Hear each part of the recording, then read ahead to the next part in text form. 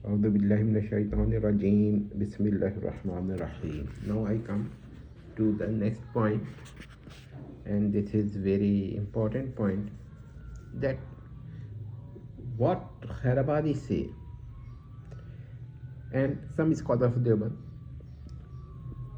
who are philosophically minded Deobandis, strictly excluding theological minded Deobandi scholars of al-Sunnah. What they say? They say that an essential attribute is neither identical nor, they refute this idea, nor distinct, but they say that they are identical. But when they are asked that this collapses each and every attribute, so they shift their type of identity as they are moving to and fro, and then they hold the position that they are claiming that these are identical in regard to misdaq or subject, and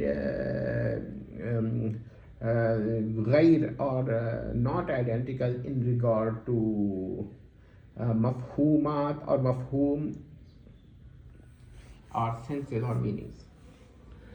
So if this is the thing, then why they disagree with the majority of al-Sunnah, including theological minded and scholars of Deobandis al-Sunnah? Why such people make a dispute?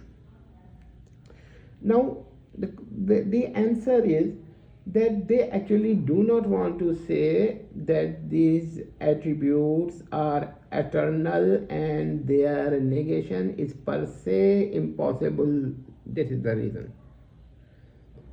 They do not want to say such a thing, because if they even say such a thing, they will again make another objection, that is the plurality of necessary existence. So in order to save them, they want to say these things. So this means that they reduced an eternal attribute to just a relation, an essential attribute to a relation.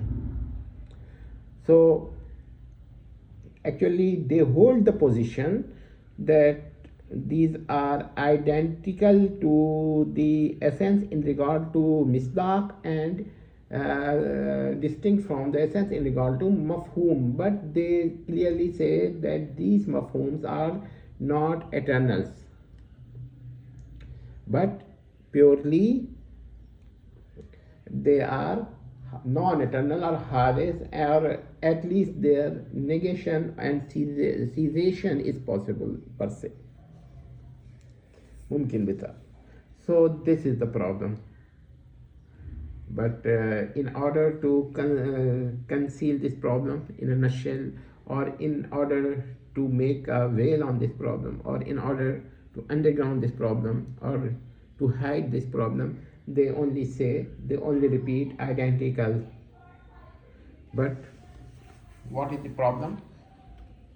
In this way, the mafhum becomes just an abstraction, but not an abstraction at all, but a relation. And if a mafhum is a relation, then my question is, this means that it is per se possible, per se contingent, that this relation may not exist. And this is pure possibility, per se possibility of nescience, per se possibility of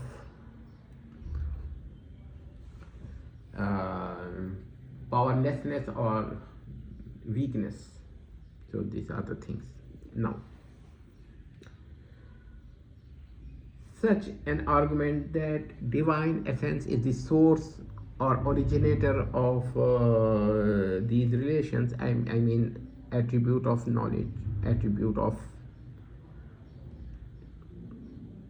power, attribute of will, this does not solve the problem. It generates it in a higher level, in a deeper level. It is again a problem, because if it is said that divine essence is not the divine attribute but source of the attribute or source or originator of the attribute, then this means that divine essence does not know anything without this attribute whose cessation, whose annihilation is per se possible, and this is pure possibility of ignorance and nothing else, and pure possibility of nescience and nothing else. But they are not going to accept it. They will go on to repeat identically. They are still identical, but no. Or they will repeat, these are mabda, these are mansha, these are originators, these are sources. Yes, they may be the sources of knowledge, but not knowledge itself. It may be source of power, but not power itself. So anything that can be ascribed to power cannot be ascribed to the source of power, to this originator of the power. This is the thing that must be noted, and they don't want to let you see this aspect of their claim. So please do not indulge with this fallacy. They are committing the same fallacies which has been committed before the advent of Holy Prophet himself. What they are doing? They are denying that divine knowledge is eternal, but are replacing that divine knowledge is not eternal. Yes, its source is eternal, its originator is eternal, but if God is the source of knowledge, then believe me, if there is no knowledge, then God knows nothing.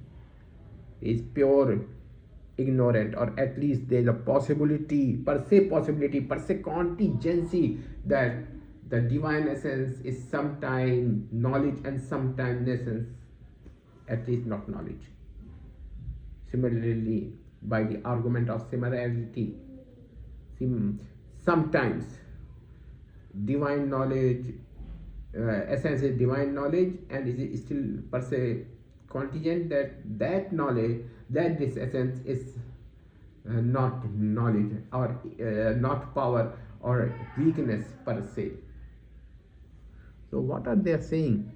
They do not want you to understand these problems of these things. And I still advocate that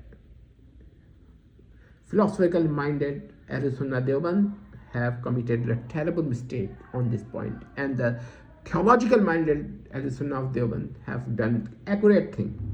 But again, the problem is that in later stages of time, in later periods of time, I will say, al-Sunnah Deoband has stopped researching and discussing these works. They have stopped teaching these subtle contents. Today what they do, even their higher students read books like Qutubi, and they stop there, and even they have not the thorough knowledge of these books. That is the reason that they do not understand the problem. They say, okay, it is identical. Some say identical, some say not identical, not distinct. Both are maybe correct, but no, you have to discuss each and everything. So unless and otherwise they accept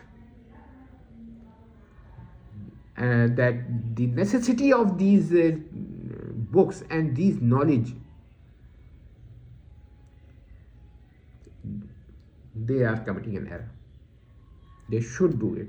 They should learn it. They should begin once again to teach these things from the very roots, because it's the time now to know the theology, to know the philosophy, to know the logic, to know the rational arguments or rationality, maquliyat, al-falsafa, al-mantiq, and ilmul kalam. So once again, I ask scholars of Deoband to know all these things and to discuss and to debate. Wassalam.